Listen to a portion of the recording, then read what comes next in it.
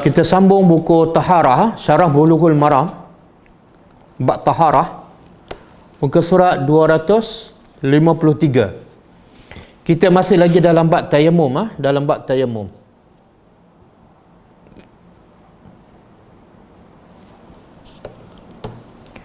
Hadis yang ke-125, wa an Ali bin Abi Talib radhiyallahu taala anhu qala in kasarat ihda zandayya fasa'altu Rasulullah sallallahu alaihi wasallam fa amarani an amsaha 'alal jabair, rawa Ibnu Majah. Maksudnya daripada Ali bin Abi Talib radhiyallahu anhu katanya, saya telah salah satu bahagian tulang leherku retak, patah. Lalu aku bertanya kepada Rasulullah sallallahu alaihi wasallam, kemudian baginda menyuruhku untuk menyapu di atas balutannya sahaja. Jadi sahabat ni Ali bin Abi Talib, dia kata leher dia patah, kemudian dia balut. Maka nak mandi ke ataupun nak berwuduk macam mana, dia tanya Rasulullah. Rasulullah kata, sapu di atas balutan. Iaitu pertama, balutkan tempat luka ataupun tempat patah, kemudian sapu. Sapu ni ulama beza pendapat. Adakah sapu air ataupun sapu debu? Ulama beza pendapat. Ada pendapat nanti dia akan sebut, ada pendapat kata tempat yang tak patah ataupun tak cedera ataupun tak ada balutan, wuduk macam biasa ataupun mandi macam biasa dengan air. Maka tempat yang luka ataupun patah dan berbaluk, sapu dengan air macam biasa, iaitu semuanya air. Yang bahagian tak luka, mandi, basuh. Yang bahagian luka, sapu. Semuanya air. Ada pendapat mengatakan gabungkan tempat yang tak luka, tempat yang tak berbaluk, wuduk dengan air ataupun mandi dengan air. Tempat yang berbaluk, sapu dengan debu, tayamum. Jadi dua pendapat dah. Tapi dia akan sebut nanti pendapat yang paling kuat ialah kalau berwuduk ataupun dengan air, semuanya dengan air. Basuh dan sapu. Kalau tayamum, tayamum semua. Jangan gabungkan antara tayamum dengan wuduk. Okey. Hadis yang ke-126. An Jabir radhiyallahu anhu fi rajuli allazi shujja faghtasala famata innama kana yakfihi an yatayammama wa ya'siba ala jurhihi khirqah thumma yamsaha 'alaiha wa yaghsila sa'ira jasadih. Maksudnya daripada Jabir radhiyallahu anhu tentang kisah seorang lelaki yang terluka di kepalanya. Kemudian dia mandi lalu meninggal dunia. Kepala dia luka, kemudian dia mandi. Bila tempat luka tu kena air, dia mati. Maka sabda Nabi SAW, sesungguhnya cukup baginya bertayamum. Sepatutnya dia tak mandi. Bila kepala luka, tak patut dia mandi sehingga menyebabkan kematian. Maka Nabi kata cukup baginya bertayamum dan mengikat atas lukanya dengan sepotong kain ataupun balutkan. Kemudian ia menyapu ke atasnya dan membasuh baki tubuhnya yang lain. Okey, kita baca fiqhul hadis. Fiqhul hadis. Kedua-dua hadis ini menjelaskan tentang hukum menyapu di atas balutan ataupun belat. Orang Melayu panggil belat kan? Berserta tayamum. Balutan ataupun belat adalah sesuatu yang diperbuat daripada kayu ataupun kain. Sekarang dia tak pakai kayu dah, dia simen kan? Dia simen. Balutan ataupun belat adalah sesuatu yang diperbuat daripada kayu ataupun kain bertujuan membalut tempat patah agar tidak berlaku pergerakan yang banyak dan tulang kembali sebagaimana asal. Dalam perubatan moden, ia menggunakan simen sebagai alternatif kepada belat ataupun balutan. Oleh sebab itu, hadis Ali bin Abi Talib radhiyallahu anhu menurut Al-Hafiz Ibn Hajar terlalu dhaif. Hadis Ali ini dhaif. Jadi sebab tu ulama kata tak boleh. Kita baca lagi. Terlalu dhaif yang tidak boleh dijadikan hujah. Begitu juga dengan hadis Jabir radhiyallahu anhu, namun hadis dinilai sahih oleh Al-Hakim. Hadis Jabir radhiyallahu anhu ini menunjukkan mempunyai sebab urut. Sebab datang hadis ni sebagaimana yang diceritakan oleh Jabir radhiyallahu anhu sendiri. Katanya yang bermaksud, kami telah keluar bermusafir pada satu masa, lalu seorang daripada kami terkena batu sehingga terluka kepalanya. Kemudian dia bermimpi dan berjunub. Lalu dia bertanya kepada sahabatnya, apakah dalam keadaan sebegini aku diberi keringanan untuk bertayamum bila kepala dia luka dan dia berhadas besar? Dia tanya sahabat. dalam keadaan aku sekarang, luka ni, adakah aku kena mandi juga ataupun ada kelonggaran untuk bertayamum?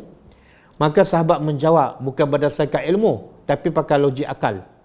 Dia kata, tidak. Kami tidak mendapati pada diri kamu keadaan yang mengharuskan untuk kamu bertayamum. Sedangkan kamu masih boleh menggunakan air. Air ada, boleh pakai air, pakai air. Maka sahabat yang luka ni pun mandi, lalu meninggal dunia. Sebab air itu kena tempat luka. Jadi ketika kami berjumpa Rasulullah SAW dan menceritakan kejadian tersebut, baginda bersabda, mereka telah membunuhnya. Jadi fatwa yang salah tu, Nabi kata, dengan fatwa itulah membunuh kawan tu. Sebab itulah bila nak bagi fatwa kena ada ilmu. Dan ilmu tu mesti daripada sumber yang sahih. Tak boleh pakai akal ataupun ikut nafsu je. Kadang-kadang salah bagi fatwa memudaratkan, menjadi mudarat lebih besar. Mereka, Nabi kata mereka telah membunuhnya. Semoga Allah membunuh mereka. Itu doa Nabi. Kenapa mereka tidak bertanya jika tidak tahu? Sepatut tanya dahulu. Penyelesaian kepada kejahilan adalah bertanya. Sebagaimana Allah sebut dalam Quran surah Al-Anbiya.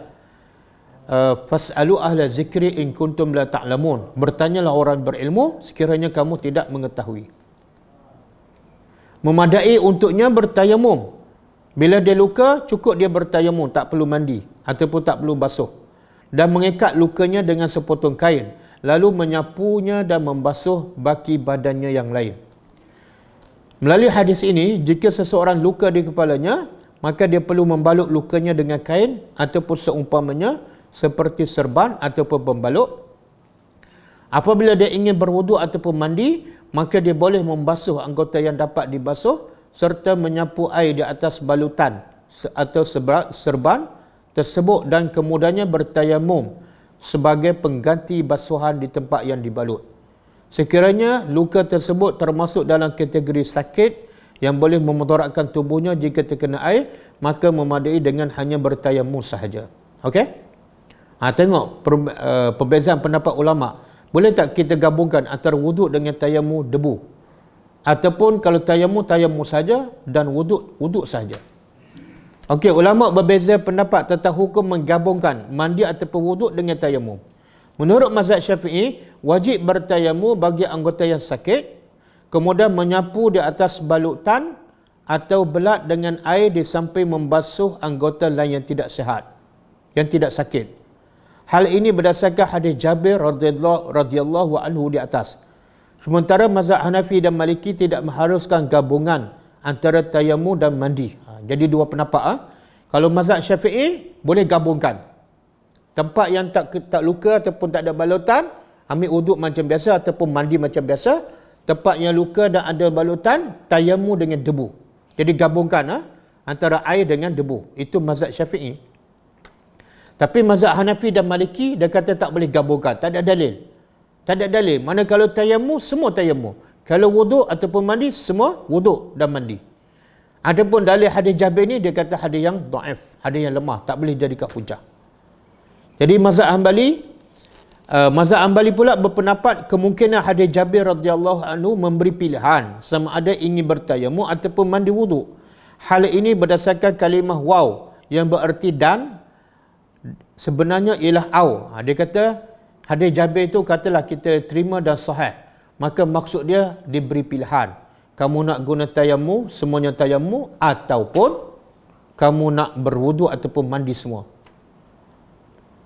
Hal ini bermakna apabila seseorang itu luka, ia perlu membalut tempat lukanya dan menyapu di atas balutan tersebut. Manakala anggota wuduknya ataupun anggota mandinya yang lain perlu dibasuh tanpa perlu bertayamum, tapi sekiranya ia luka dan terhalang daripada menggunakan air, dan jika menggunakan air boleh memudaratkannya, maka memadai dengan tayamum sahaja tanpa perlu membasuh anggota. Atau kemungkinan perintah bertayamum disebabkan ketika memakai balutan dia tidak dalam keadaan bersuci dan mengkiaskan kepada khuf yang seharusnya dipakai dalam keadaan bersuci. Dalam hal ini pendapat mazhab Hanafi, Maliki dan Hambali mempunyai persamaan. Jadi tiga mazhab Hanafi, Maliki, Hambali sama, iaitu bila tayamum semua tayamum, bila wuduk semua wuduk, bila mandi semua mandi. Dan ada pun tempat yang berbalut, kalau berwuduk, tempat berbalut sapu dengan air, bukan dengan debu. Jadi kalau tayamum saja, maka semua tayamum, contohlah, kita nak tayamum kat muka, tapi muka luka. Kita sapu debu, kemudian kat tangan, kita tayamum juga, bukan berwuduk. Pendapat ini yang paling tepat. Pendapat yang paling tepat ialah tidak menggabungkan antara wuduk, air dengan tayamum. Kerana mengumpulkan antara tayamum dan mandi ataupun wuduk adalah satu masyaqqah. Alasannya apa? Satu, tak ada dalil, boleh gabung. Yang kedua, kalau nak gabung antara wuduk dengan tayamum, satu kesukaran. Dan ia menyulitkan dan bercanggah dengan firman Allah Ta'ala dalam surah Al-Ma'idah ayat 6. Ma yuridullahu liyaj'ala 'alaikum min haraj, walakin yuridu liyutahhirakum wa liyutimma ni'matahu 'alaikum la'allakum tashkurun. Maksudnya, Allah tidak ingin menyusahkan kamu. Jadi kalau nak gabung antara tayamum dengan wuduk susah, maka Allah kata tak payah. Kalau tayamum, tayamum saja, wuduk, wuduk saja. Ia juga berdasarkan kias kepada hukum menyapu atas khuf yang diberi kelonggaran ataupun rukhsah semata-mata bagi mengelakkan masyaqqah yang timbul sekiranya menanggalkan khuf. Sedangkan anggota wuduk lain selain kaki dikehendaki membasuhnya seperti biasa tanpa perlu tayamum. Jadi kalau kita sapu di atas khuf pun sapu air, bukan sapu debu. Apatah lagi mengumpul antara tayamum dan mandi ataupun wuduk seumpama mengumpul antara asal dan cabang ataupun azimah dan rukhsah, maka sudah pasti ia merupakan sesuatu yang tidak wajar. Pengajaran hadis. Pertama, diharuskan menyapu atas balutan ataupun belat ataupun simen ketika berwuduk ataupun mandi. Yang kedua, kepala ataupun mana-mana anggota badan yang terluka perlu dibalut dan disapu dengan air ke atasnya ketika berwuduk ataupun mandi serta membasuh anggota yang sihat. Yang ketiga, menurut mazhab Syafi'i, tayamum perlu dilakukan sebagai ganti kepada anggota wuduk ataupun mandi yang tidak boleh terkena air selain membasuh anggota yang sihat. Ini mazhab Syafi'i, digabungkan. Yang keempat, memadai dengan menyapu ke atas belat ataupun balutan serta membasuh anggota yang sihat tanpa perlu tayamum. Yang kelima, hikmah rukhsah, kelonggaran menyapu atas belat ataupun adalah bertujuan mengelakkan masyaqqah ataupun kesukaran. Wallahu a'lam. Kita berhenti muka surat 257. Okey, cukup. Dan sekali lagi saya ulang, kita ada projek untuk infak. Satu projek infak untuk bagi makan orang berpuasa di kalangan asnaf di Sabah. Dan juga selain pada Sabah lah, mana-mana perlu kita akan hantar ke Kelantan ke Kemboja ke. Boleh bagi sebanyak yang mungkin. Yang kedua, kita ada projek untuk membina sekolah, menambah binaan sekolah di salah satu kampung di Kemboja yang kos dia lebih kurang 80k. Bila habis PKP, insya-Allah kita akan pergi ke sana untuk menguruskan projek tersebut. Sekian, wassalamualaikum warahmatullahi wabarakatuh.